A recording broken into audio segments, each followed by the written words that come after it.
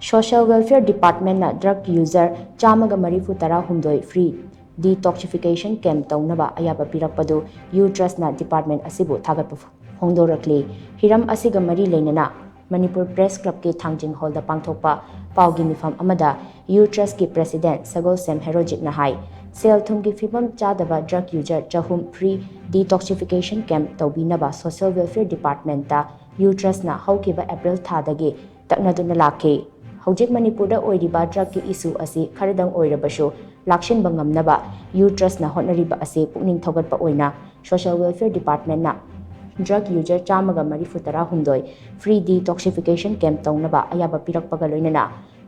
hapta asidagi camp asi pangthokpa haunaba khangalakhe camp asi drug user sing layengnabagi infrastructure ningthina leiraba rehabilitation center singda pangthokadabani camp asina drug user sing mahausagi punsida lakhanba ngamlabadi makhatana asigumba camp sing asi lengakna silakpa yabagi oithokpa lei maram aduna camp asida saruk yagadawriba rehabilitation center singna niyom chumna camp asi pangthoknaba mahakna mari leinaba rehabilitation center singda appeal tawkhi nakal amaromda camp asi mai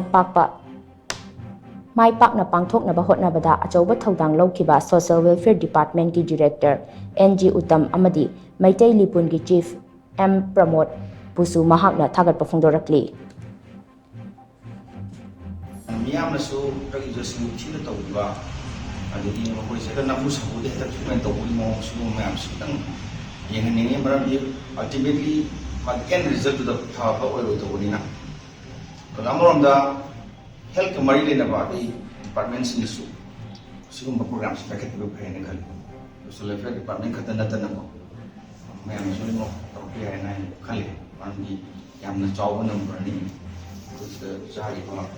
mayam se ko si camp si ko ina di drug user har ga di si amuna ba psychoactive substance na hai ga bani na yu da lachu ba yu da problem na ro si yaw da di si camp si da si atanga ina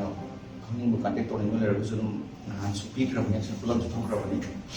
number ama pi zero so graduate ham to contact wi ya ga ni